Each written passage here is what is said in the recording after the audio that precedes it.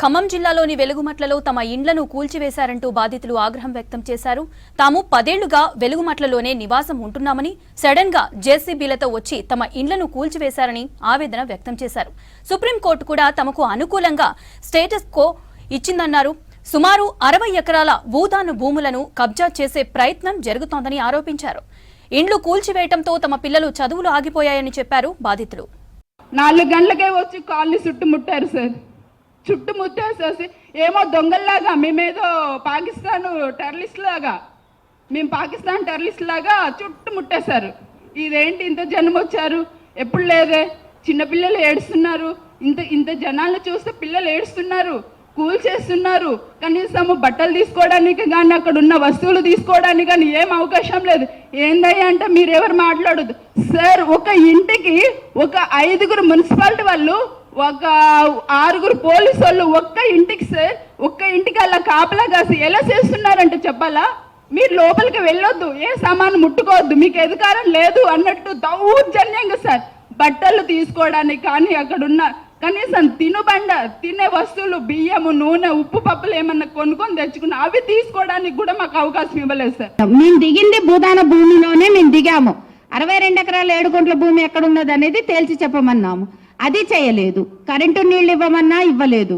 62 ఎకరాల 7 గుంటల భూమిలో 31 ఎకరమే ఉన్నది భూదాన భూమి అని అంటున్నారు కదా. ఆ 31 ఎకరంలో కూడా మిగిలిన 31 ఎకరం ఏది?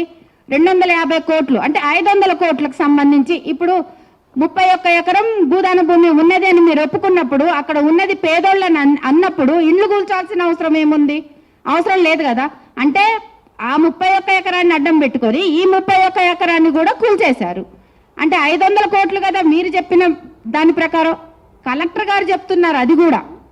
హైకోర్టు క్యాన్సిల్ చేసిన తర్వాత కూడా వాళ్ళు గవర్నమెంట్, అప్పుడున్న కాంగ్రెస్ గవర్నమెంట్ కావచ్చు, ఉమ్మడి ఆంధ్రప్రదేశ్లో ఆ సపోర్ట్తో వాళ్ళు ఇంకా పొజిషన్లో ఉండి అది మా భూమి అని చెప్పేసి అక్కడ వాళ్ళు పెద్ద పెద్ద భవనాలు కట్టుకొని నివసిస్తున్నారు.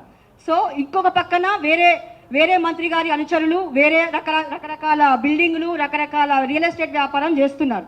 మధ్యలో ఈ భూదాన్ భూములు 30 ఎకరాల భూమి ఉంది.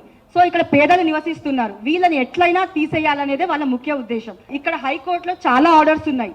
ఒకటి 2017లో ఉన్నాయి, 2019లో ఉన్నాయి, 2021లో కూడా ఉన్నాయి. ఏంటి అంటే రెవెన్యూ షుడ్ నాట్ ఇంటర్ఫియర్, ఇంకొకటి డెమలిషన్ చెయ్యొద్దు అని చెప్పేసి కూడా ఆర్డర్స్ ఉన్నాయి. అయినా కూడా కోర్టుని ఉల్లంఘన చేసి డెమాలిష్ చేశారు. అది ఎంత పెద్ద నేరం అనేది అందరికీ తెలిసింది. ఇది రాజ్యాంగ వ్యతిరేకమైన చర్య, చట్ట వ్యతిరేకమైన చర్య.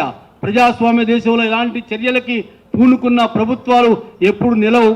కావున మీ ద్వారా ఏదైతే ఆ 32 ఎకరా ఏదైతే భూదాన భూమిలో పట్టాలు ఇచ్చారో, ప్రొసీడింగ్స్ ఇచ్చారో, అదే ఇల్లు గోలగొట్టారో అక్కడ ఇల్లు నిర్మించి అక్కడే వాళ్ళకి ఇల్లు నిర్మించాలని మేము డిమాండ్ చేస్తున్నాం.